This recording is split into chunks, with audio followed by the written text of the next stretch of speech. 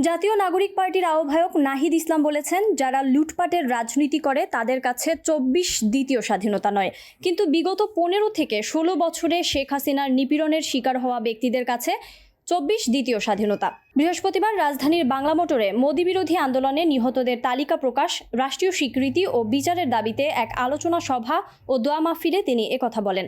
নাহিদ ইসলাম বলেন, বিগত আওয়ামী লীগ সরকার ভারতের স্বার্থ রক্ষা করেছে।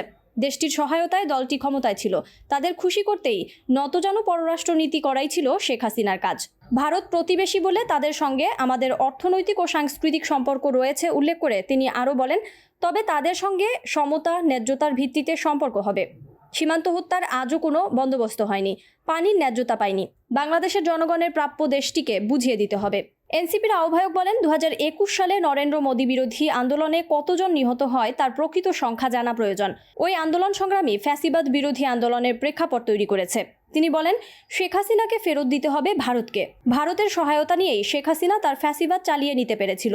সব গণহত্যা ও গুম খুনের জন্য আওয়ামী লীগের বিচার করতে হবে। পিলখানা হত্যাকাণ্ড ও জুলাই হত্যাকাণ্ডে আওয়ামী লীগ জড়িত মন্তব্য করে নাহিদ ইসলাম আরও বলেন, এই সব কিছুর বিচার নিশ্চিত করতে হবে, কারণ বিচার এখন না হলে আর হবে কিনা বলা যাচ্ছে না।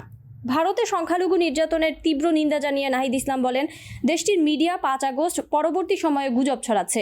এসবের পেছনে রাজনৈতিক উদ্দেশ্য ছিল। গতকালও দেখলাম যে প্রথম স্বাধীনতা, দ্বিতীয় স্বাধীনতা নিয়ে বিতর্ক। তো আমরা যারা গত ১৬ বছর আসলে এই ঘটনাগুলোর ভিকটিম ছিলাম, আমাদের কাছে এটা অবশ্যই স্বাধীনতা। ৫ই আগস্ট আমরা আসলে নতুন করে স্বাধীন হয়েছি।